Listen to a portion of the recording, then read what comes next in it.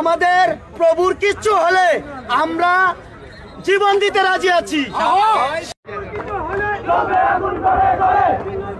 তাদের অধিকার অর্জনের জন্য মাঠে নেমেছে, তাদেরকেও গ্রেফতার করা হচ্ছে। এই হচ্ছে ন্যারেটিভ। এই ন্যারেটিভটা একরকম অস্ত্র তুলে দেওয়া বলে মনে হতে পারে।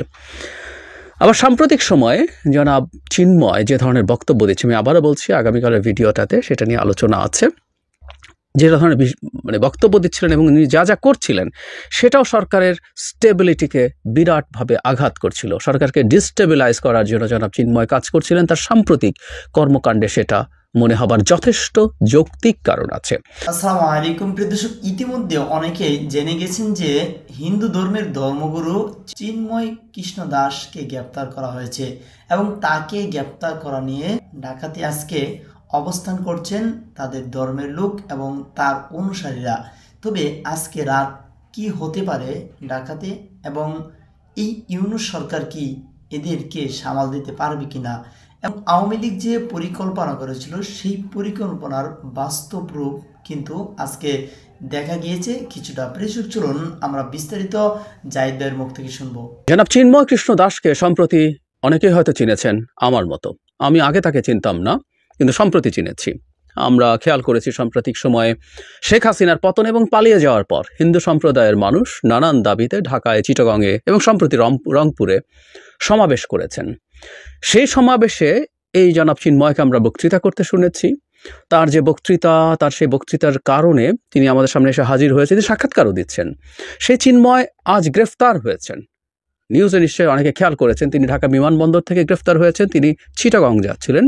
তাকে ডিবির একটা দল গ্রেফতার করে এবং ডিবি জানায় যে পুলিশের কোনো একটা জায়গা থেকে তাদেরকে গ্রেফতার করার আবেদন করা হয়েছিল, তারা করে তাদের কাছে হস্তান্তর করবেন। জনাব চিন্ময় সাম্প্রতিক সময় যে ধরনের কথা বলছিলেন সেটা নিয়ে আমার গুরুত্বপূর্ণ অবজারভেশন আছে। আমি আসলে একটা ভিডিও রেকর্ডও করেছি এটা নিয়ে দুদিন আগে, কিন্তু এর মধ্যে অনেক ইস্যু থাকার কারণে সেটা পোস্ট করা হয়নি। আশা করছি কাল সকালে পোস্ট করব, সেখানে আমি এটা নিয়ে বিস্তারিতভাবে কথা বলেছি। কিন্তু তাকে গ্রেফতার করা হলো কেন এবং এটার তাৎক্ষণিক প্রতিক্রিয়া কী হতে পারে? আমি প্রথম আলোতে দেখলাম যে নিউজটা এসছে, সেখানে তার সম্পর্কে যেটা বলা হচ্ছে, তাকে সম্মিলিত সনাতনী জাগরণী জোটের মুখপাত্র উনি হচ্ছেন, তাই ওনার পদ এখন পুণ্ডরিক ধামের অধ্যক্ষ চিন্ময় কৃষ্ণ দাস ব্রহ্মচারী। উনি ইসকনের সদস্য ছিলেন, খুবই গুরুত্বপূর্ণ সদস্য, কিন্তু প্রথম আলোর এই রিপোর্টে দেখলাম যে তাকে সম্প্রতি নাকি বহিষ্কার করা হয়েছে। ওই চট্টগ্রামে কিছু ঘটনা ঘটেছে, এই বহিষ্কারটাকে আমরা আসলে খুব সিগনিফিক্যান্টলি না দেখে এটা এক ধরনের তাৎক্ষণিক প্রতিক্রিয়া হিসেবে দেখতে পারি। যাই হোক, উনি ইসকনের সদস্য। যাই হোক, সাম্প্রতিক সময় ইসকনকে নিয়ে পাল্টাপাল্টি মন্তব্য, প্রতিক্রিয়া, স্ট্যাটাস, হামলা, এটা নিয়ে অনেক ঘটনা ঘটেছে। সেই প্রেক্ষাপটে তিনি খুবই আলোচিত। এবং যখন একজন হিন্দু নেতাকে গ্রেফতার করা হয় এভাবে, হিন্দু নেতা কথাটা এই কারণে বলছি, তিনি ইসকন মোটেও হিন্দু ধর্মের কোনো বিষয় না, এটা একটা সাংস্কৃতিক সংগঠন হিসেবে তারা দেখানোর চেষ্টা করে, এবং এটা মূলত আসলে একটা হিন্দুত্ববাদী, হিন্দু ধর্ম আর হিন্দুত্ববাদ ডিফারেন্ট জিনিস, আমরা এটা জানি। যাই হোক, সেই ইসকনের নেতাকে যখন গ্রেফতার করা হয়েছে, এটার পোর্ট্রেয়াল কেমন হবে গ্লোবালি, বিশেষ করে ভারতে, এবং ভারত সেটাকে বাইরে সেল করবে। সুতরাং চিন্ময়ের গ্রেফতারটা খুবই খুবই ট্রিকি ছিল। আমি আশা করতে চাই সরকার সব দিক যথেষ্ট ওজন দিয়ে ঠিকঠাক করেছে, কারণ সাম্প্রতিক সময়ে বাংলাদেশে হিন্দু সম্প্রদায়ের উপরে হামলা হচ্ছে, এই ন্যারেটিভ ভারত তৈরি করার চেষ্টা করেছে, এবং কমিউনাল হামলা আমরা বহুভাবে এটাকে প্রটেস্ট করে দেখেছি, এবং বাংলাদেশ থেকেও যে খুব ভালোভাবে এটাকে কমিউনিকেট করা গেছে, নট নেসেসারিলি। আমাদের প্রধান উপদেষ্টা খুবই রাইটলি বলছেন, কিন্তু উইথ দ্য ডকুমেন্টস, এবং প্রয়োজনে ভারতে আমাদের বা জেনুইন মিডিয়া যারা আছে, যারা সত্যিকার অর্থে মিডিয়া হিসাবে কাজ করতে চায়, তাদেরকে এনে এই ধরনের রিপোর্ট করিয়ে গ্লোবালি এটাকে ছড়িয়ে দেওয়া দরকার ছিল। যাই হোক, এই ন্যারেটিভটা আছে। এখন পরবর্তী ন্যারেটিভ কি দাঁড়াচ্ছে?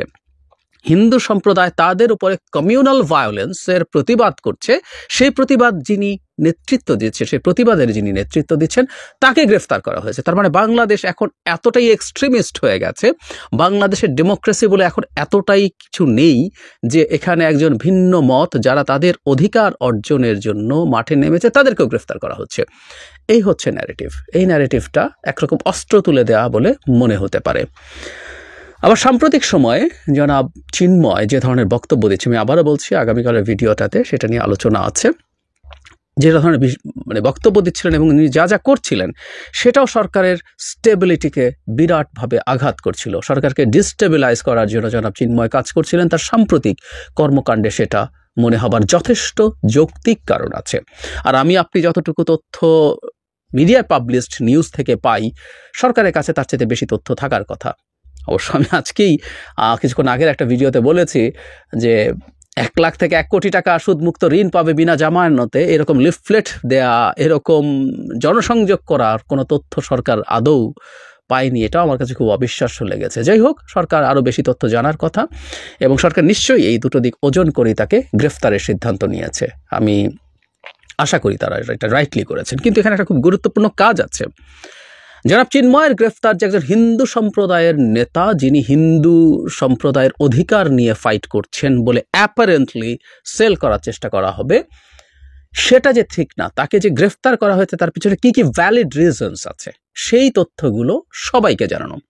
এর মধ্যে আমরা দেখেছি হিন্দু সম্প্রদায়ের বেশ কিছু মানুষ, তাকে যে থানায় নেওয়া হয়েছে সেখানে রাস্তা ব্লক করেছেন শাহবাগে, যান চলাচলে বিঘ্ন ঘটেছে, শেষ পর্যন্ত সেটাকে সরিয়ে দেয়া গেছে। হিন্দু বৌদ্ধ খ্রিস্টান ঐক্য পরিষদ ইনস্ট্যান্টলি এটা নিয়ে বিবৃতি দিয়েছেন। মানে আমি এটাও খুব অবাক হই, শুধু তাদের সম্প্রদায়ের একজন মানুষ, তাদের যে পরিষদ আসে সেখানকার অন্তর্ভুক্ত একটা ধর্মের পরিষদের একজন মানুষ গ্রেফতার হয়েছেন, সেটার জন্য ইনস্ট্যান্টলি স্ট্যাটাস দিয়ে দেবেন। সেটা জানার আগে তাদের উচিত ছিল সরকারের সাথে আলোচনা করে বোঝার চেষ্টা করা সরকার তাদেরকে কি জানাচ্ছে। এই হিন্দু বৌদ্ধ খ্রিস্টান পরিষদই যারা বেনজির যখন মানে গোপালগঞ্জে হিন্দু সম্প্রদায়ের শত শত একর জমি দখল করছিলেন, টু শব্দও করেননি, তারা জানতেন না, তার চোখ বন্ধ করেছিলেন, নিশ্চিতভাবেই ছিলেন। পরে যখন প্রকাশিত হলো তারপর তারা সেখানে গিয়েছে। সেখানকার হিন্দু সম্প্রদায়ের মানুষ কিছুই জানায়নি? I don't believe. সেসব সংগঠনের কর্মকাণ্ড নিয়েও প্রশ্ন তোলার সুযোগ আছে। যাই হোক, সেদিকে যাচ্ছি না। সরকারের আসলে উচিত হবে টু কমিউনিকেট। আমাদের হিন্দু সম্প্রদায়ের অন্য মানুষ যারা আছেন, পরবর্তী পর্যায়ের নেতা যারা আছেন, তাদের সাথে বসা, তাদের সাথে কথা বলা, কমিউনিটিতে মানুষকে পাঠানো, সাধারণ মানুষ, মাঝারি পর্যায়ে যারা আছে নেতৃত্বের বাড়ি, এমনকি জাস্ট একেবারে একজন হিন্দু সম্প্রদায়ের মানুষ যিনি কোনো সংগঠনেও নেই, তাদের সাথে যোগাযোগ বৃদ্ধি করার চেষ্টা করা যে কোন গ্রাউন্ডে জনাব চিন্ময়কে গ্রেফতার করা হয়েছে। কারণ শুধু ঢাকা ইনস্ট্যান্টেই যে তাদের জমায়েত হওয়ার চেষ্টা তা না, এটাকে কেন্দ্র করে আরও বিভিন্নভাবে তাদের জমায়েত ছড়িয়ে দেওয়ার চেষ্টা হতে পারে এবং প্রতিটা জমায়েত হওয়ার চেষ্টা মানে এর মধ্যে স্যাবোটাজের প্ল্যান থাকতে পারে। হিন্দু সম্প্রদায়কে কেন্দ্র করে বাংলাদেশে একটা হিন্দু কার্ড খেলার সম্ভাবনা আমি দেখছি।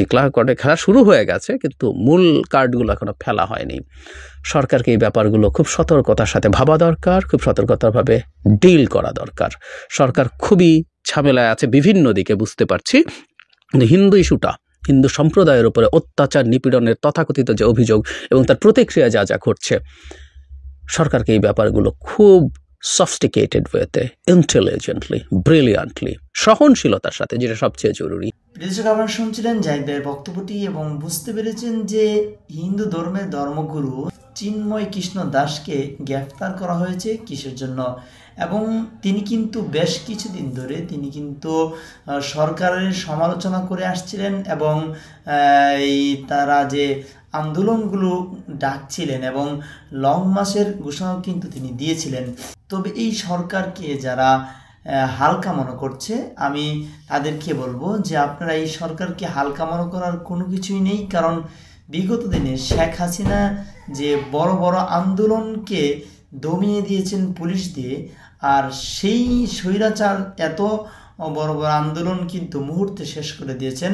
আর সেই স্বৈরাচারকে কিন্তু এই সরকার, অর্থাৎ এই বিপ্লব, এই ছাত্র জনতার সরকার গঠিত হয়েছে, বা এই ছাত্র জনতা সেই সরকারকে, সেই শেখ হাসিনাকে তাড়িয়ে দিতে কিন্তু সক্ষম হয়েছে। আর সেই ছাত্র জনতা কিন্তু এখনও রাজপথে আছেন এবং তারা কিন্তু এখনও রাজপথ ছেড়ে যায়নি। একটি জনগণ নিয়ে এই সরকারকে আপনারা প্রতিহত করবেন, এই সরকারকে আপনারা ক্ষমতাচ্যুত করবেন, এটি আসলেও স্বপ্ন দেখা ছাড়া আর কিছুই নয়। অর্থাৎ আওয়ামী লীগের এইসব পরিকল্পনা আমার মনে হয় না যে তারা বাস্তবে কোনো কাজে আসবে।